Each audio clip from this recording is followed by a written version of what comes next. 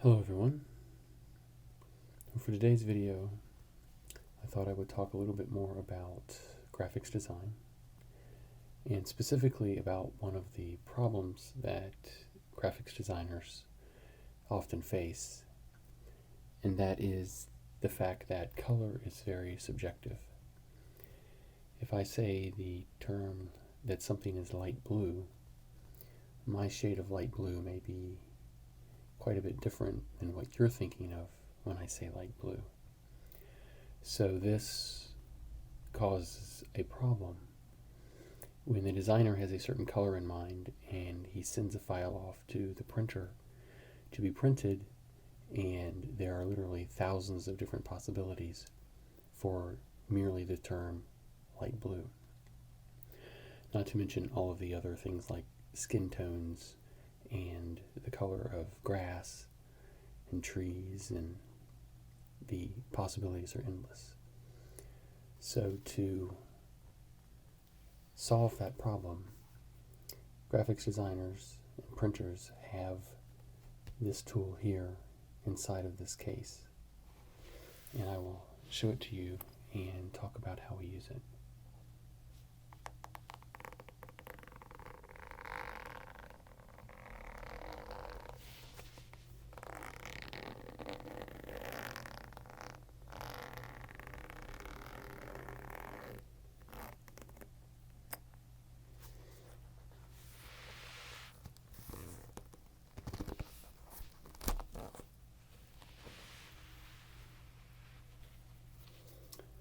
Inside of this case are 3 color books or color guides,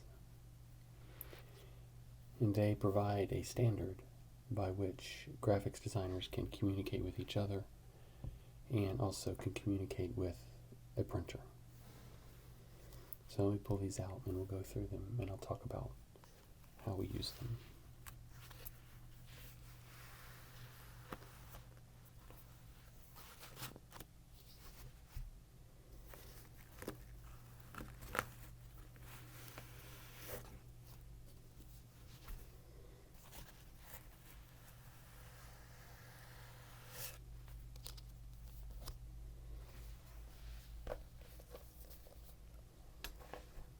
Okay.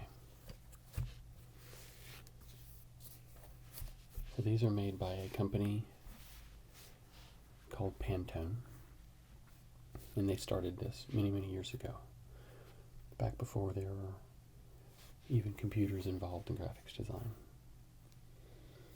And there are certainly many different types of these books. These are the 3 that I own. These are kind of the absolute basic set that you would use. They do have larger sets for different specialized color needs. But these 3 here represent the very basic set that you would need. We first have the formula guide. We have the process coded guide. And we have the solid to process book, which rightly sits between these 2. This is like the bridge between these 2 systems of color. When you are printing on paper, there is only 2 basic ways in which you can make color on a page.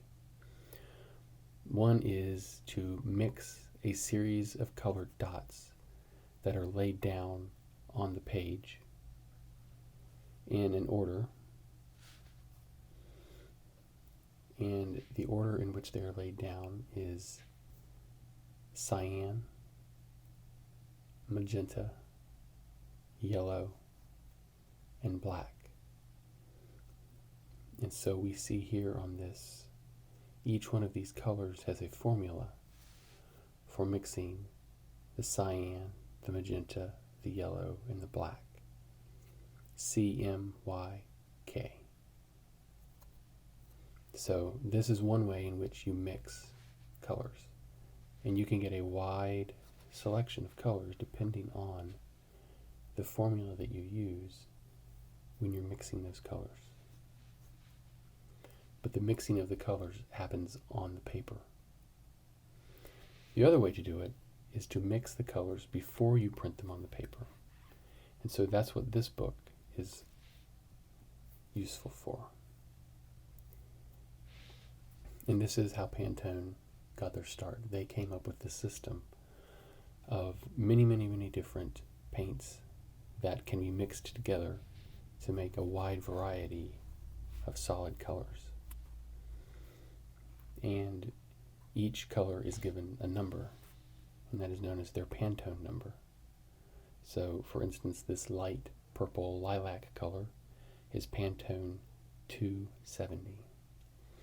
So, if I have this book as a graphics designer and I want to use this color, I specify it, and then the printer knows he follows this formula here and mixes together that color. And there are hundreds of them and growing all the time.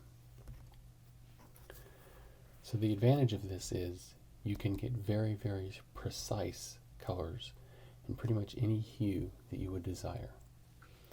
This color palette with the CMYK is limited in the types of color that it can show. There are just some colors that you cannot get by mixing these 4 inks together. So what happens when a designer has asked for a color out of here,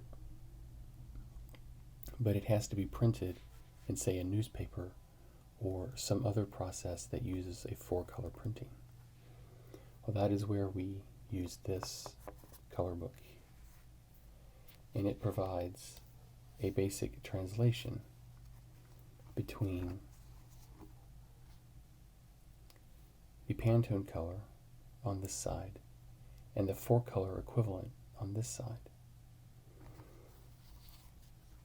You'll notice here with this Pantone 293, it is a very bright, intense blue, but you cannot match that bright, intense blue with 4 colors. The closest you can get is this color right here. So this is a useful tool for me to realize that if I am going to spec a certain color that I know it is going to be printed in 4 colors, and I spec this bright purple, I'm not going to get anywhere near that type of color on a printed page in 4 colors. Now some of them are quite close. The CMYK process with yellows is very good, and the same with greens and grays. But when you get into your blues, they start to vary wildly when it comes to getting as close as they can. So that is the basic tools that we use to make sure that the color I'm thinking of is the color that actually gets printed on the page. And to further complicate things, when you're dealing with a computer and you're looking at the color on the screen, you're dealing with a whole nother gamut of color. You create color on the page and you add more ink the darker the color gets. On the screen, the more you increase the light shining out of the screen, the brighter the color gets until it goes completely white. So the color that you see on the screen oftentimes does not match the color that you know it's going to be printed on. So you have to trust that you have spec'd the correct color in either one of these books, and realize that even though the color may look different on the screen, when it is actually printed, it will be correct. And that is why you do press checks. Before you run 10,000 of something, you have them print a few proofs for you, so you make sure that they are matching the color and it is coming out how you expected it. The other thing to keep in mind is the type of paper that you are printing on. And this book is broken down into two sections. Let me move these out of the way for a second. Basically, the same colors in this half of the book are repeated in this half of the book. These colors are printed on a semi-glossy piece of paper, and these in the back are printed on an uncoated or duller piece of paper that does not have a shine to it, because that makes a great deal of difference as to how the color looks on the page. When you have a page like this that is coated and shiny, the ink does not soak into the paper nearly as much. It sits up on that glossy coating, and your colors are more vibrant, but the paper is also more expensive. When you have uncoated paper, the ink gets to seep into the paper and often gives you a very different color than you had with the coated paper. So let's see, let's find a color here and see if we can see a difference. Let's use this page here with the 2727 in the uncoated. That's what that U stands for there. And let's go over here, 2727 coated.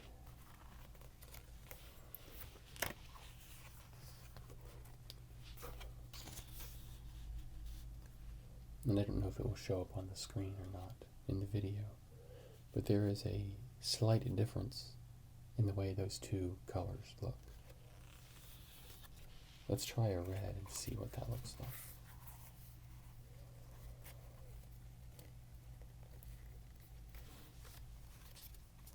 How about this 1787?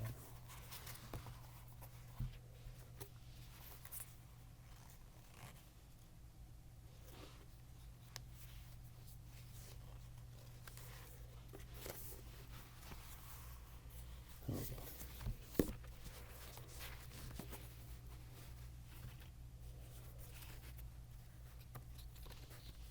One 787.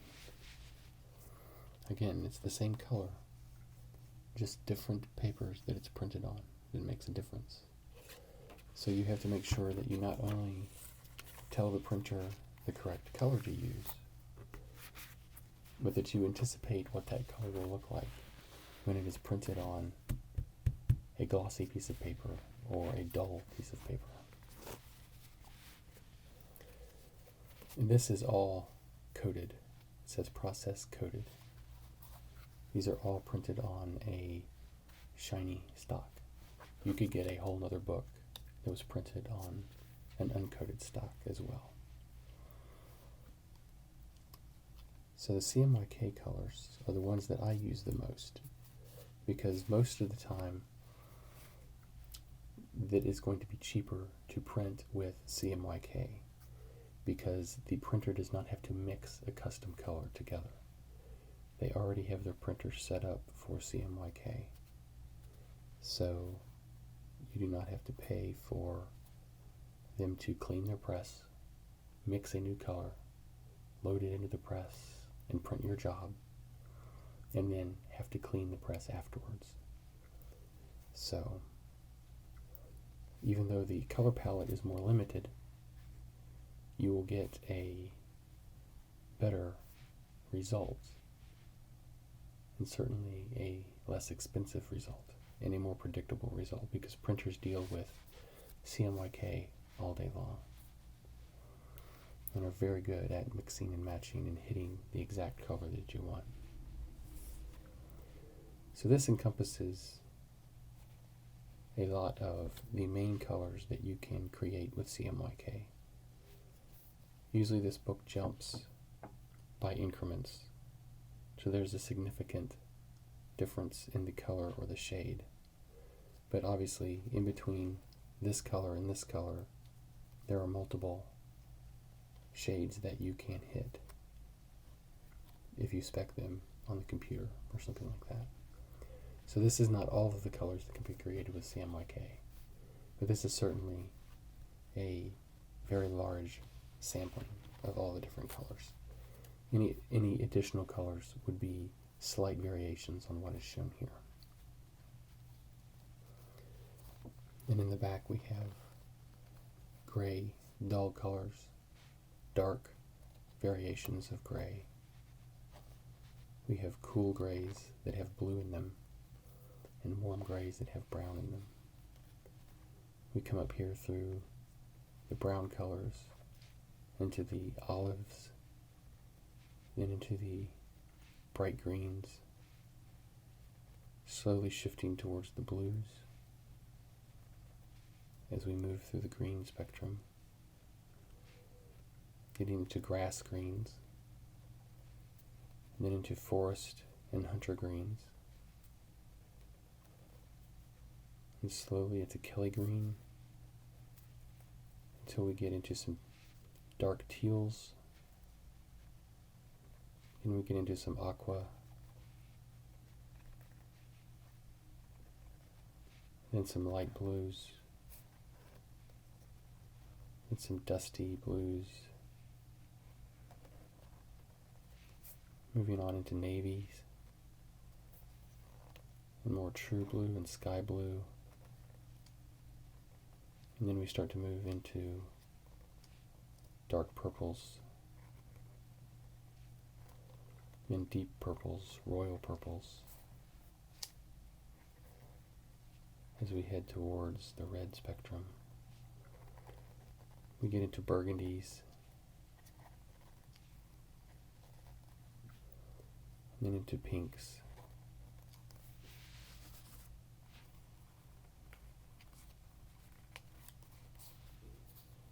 then we move into rose colors, then we get into orangish reds like the Coca-Cola red and stop sign reds. Then we move into warm, hot colors of burnt orange, and then into true orange, then another shade of browns as we move through into tans, sand colors, brightening up until we get to warm yellows, until we finally end up with school bus yellow, and we end up with bright, bright yellow. And these are the four main colors that each one of these is made up of. This is cyan, this is magenta, this is yellow, and this is black. So the closer you get to each one of these colors, the more pure the color will be. See, these bright yellows are 100% yellow and just a little bit magenta, and that's it. So they are nice and bright. And you get some nice bright pinks, and you get some nice bright light blues.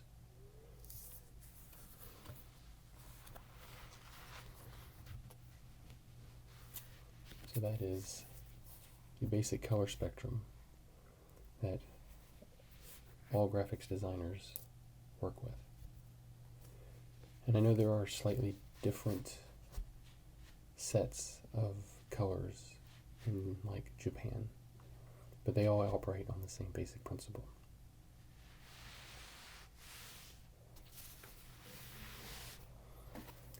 And so like I said before, this one is broken down into two, uncoated and coated. But with Pantone colors, you can get, like this is a metallic type gold. And you can also get some bright fluorescents that are custom created, that you could not match this intensity with the 4-color process. Same with some of these very bright jewel colors. So those are the advantages, because you can hit colors that you could not hit in the other spectrum.